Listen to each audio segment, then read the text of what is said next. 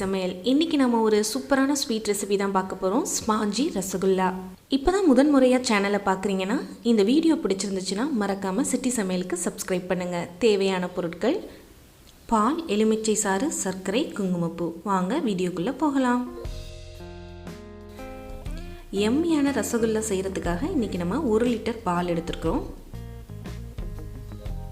இந்த 1 லிட்டர் பாலில் உங்களுக்கு 10லிருந்து ஒரு 13 ரசகுல்லாஸ் வரும்.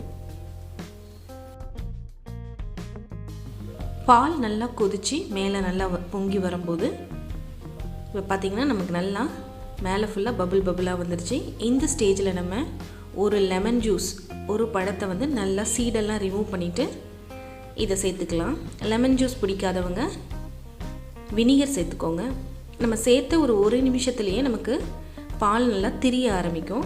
இதை நல்லா நம்ம கரண்டி வச்சு நல்லா மிக்ஸ் பண்ணிகிட்டே இருக்கணும். இப்படி மிக்ஸ் பண்ணிகிட்டே இருக்கும்போது நமக்கு நல்லா இந்த மாதிரி பால் ஏடுகள் கிடைக்கும். இப்போ இந்த தண்ணியும் பால் ஏடையும் நம்ம நல்லா ஃபில்ட்ரு பண்ணிக்கலாம் தனியாக. இந்த மாதிரி ஒரு ஒயிட் கிளாத் எடுத்து இந்த மாதிரி ஃபில்டர் பண்ணிக்கலாம். கிளாத் வந்து ரொம்பவே சூடாக இருக்கும். ஸோ பார்த்து கேர்ஃபுல்லாக பண்ணுங்கள். இதில் வந்து நம்ம ரொம்ப நல்லாவே ட்ரை பண்ணணும். ஸோ அதுக்காக இது மாதிரி வெயிட்டான பொருளை வச்சு நல்லா நம்ம தண்ணி எல்லாத்தையுமே பிழிஞ்சு எடுத்துக்கலாம். இது ஒரு அரை மணி நேரம் அப்படியே ரெஸ்ட் பண்ணி விடுவோம். ½ அன் ஹவர் கழித்து நம்ம ஓப்பன் பண்ணி பார்த்தா நமக்கு ரொம்பவே இந்த மாதிரி சூப்பரான ஒரு பன்னீர் கிடைக்கும். இப்போ இதை வந்து நம்ம நல்லா மேஷ் பண்ணி எடுக்கணும். நல்லா வந்து உதிரியாக இது மாதிரி இருக்கிறத ரொம்ப சாஃப்டனாக கிடைக்கிற அளவுக்கு நம்ம ஒரு கை விடாமல் 10 நிமிஷம் மிக்ஸ் பண்ணி எடுத்துக்கலாம்.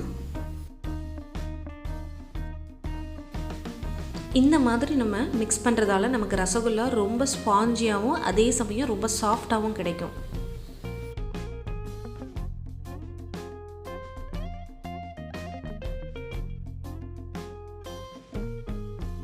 அவ்வளோதான், நமக்கு பன்னீர் ரொம்பவே சாஃப்டாக ரெடி ஆயிடுச்சு.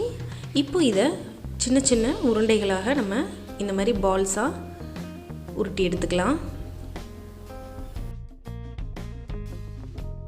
பால் இந்த மாதிரி இருக்கணும். எந்த வித கிராக்ஸுமே அதில் இருக்கக்கூடாது, இல்லைன்னா நமக்கு உதிரியாக பிரிஞ்சு வந்துடும். ஸோ இந்த மாதிரி கிராக்ஸே இல்லாமல் நம்ம ரெடி பண்ணி எடுத்துக்கலாம். இப்போ நம்ம ஜீரா ரெடி பண்ணிக்கலாம். இன்றைக்கி நான் 1 கப் சுகர் எடுத்துருக்கிறேன். அதுக்கு 2 கப் அளவு தண்ணி. உங்களுக்கு ரொம்ப ஸ்வீட் பிடிக்கும்னா கூட ஒரு ½ கப் சுகர் ஆட் பண்ணிக்கோங்க. இந்த சுகர் நல்லா பாகு மாதிரி ரெடி ஆகணும்னு அவசியம் இல்லை. நல்லா சர்க்கரை வந்து தண்ணியில் கரைஞ்சாவே போதும். இந்த சர்க்கரை பாகு வந்து நம்ம ஹை ஃப்ளேமில் வச்சு தான் பண்ணணும். ஸோ நல்லா கொதிக்க ஆரம்பிச்சிருச்சு. இப்போ நம்ம ரெடி பண்ண இந்த பால்ஸ் எல்லாத்தையுமே இந்த சர்க்கரை பாகில் போட்டுடலாம். இது வந்து எல்லாத்தையும் போட்டு ஒரு 10 நிமிஷம் வந்து நல்லாவே கொதிக்க விடணும். நம்ம போட்ட பால்ஸ் எல்லாமே உங்களுக்கு நல்லா டபுள்டு சைஸாக கிடைக்கும்.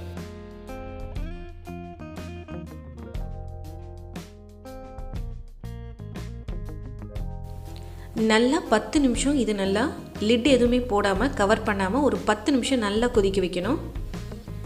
அதுக்கப்புறம் திரும்ப ஒரு 10 நிமிஷம் நல்லா மூடி போட்டு இதை அதே ஹை ஃப்ளேமில் கொதிக்க விடலாம்.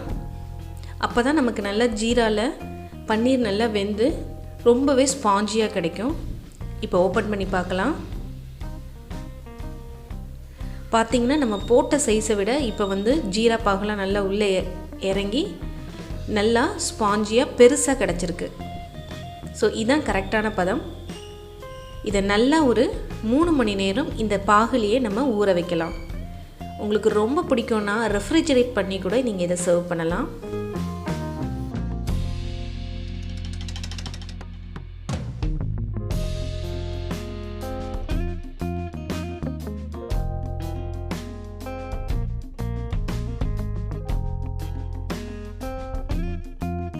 ரொம்பவே சூப்பரான ஸ்பாஞ்சி ரசகுல்லா நம்ம ஈஸியாக வீட்டில் பண்ணிட்டோம்.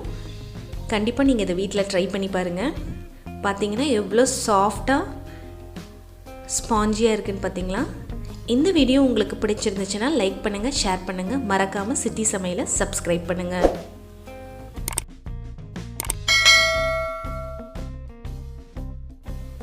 வேறு ஒரு இன்ட்ரெஸ்டிங்கான ரெசிபியோடு உங்களை மீட் பண்ணுறேன். நன்றி, வணக்கம். இது அறுசுவையின் திறவுகோல்.